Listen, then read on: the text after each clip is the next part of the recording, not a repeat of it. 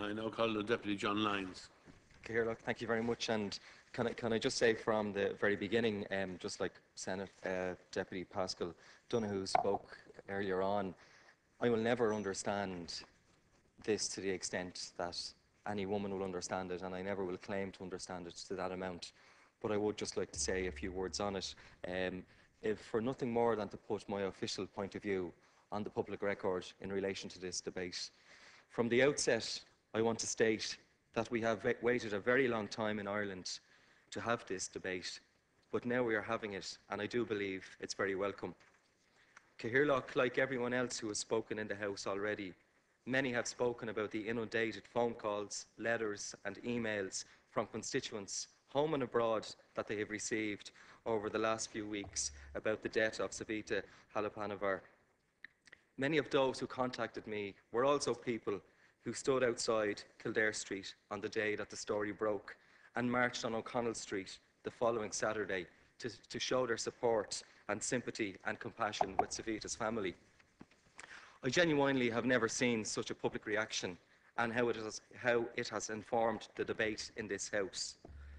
I suppose until then the X case for many was an abstract legal discussion, but now it is a personal story of loss too. People with previously entrenched positions in this debate have realised the status quo cannot continue. The recent polls tell us that the public wants this issue resolved, and it will be resolved.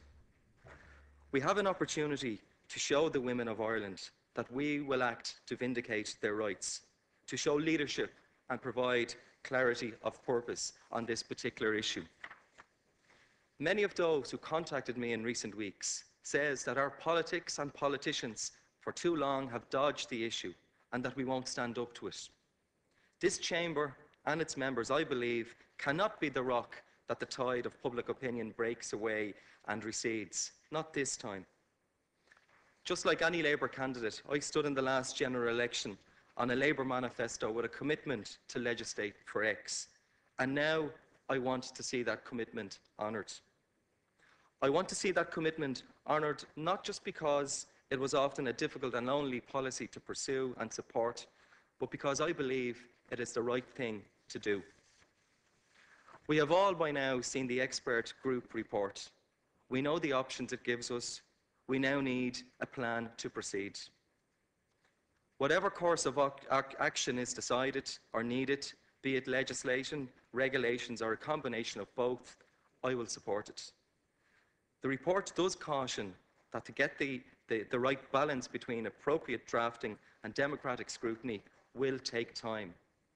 I know the impatience of people out there and the desire for immediate reaction, but I do believe that we should spend no more than a minute less or more than we need on this particular issue.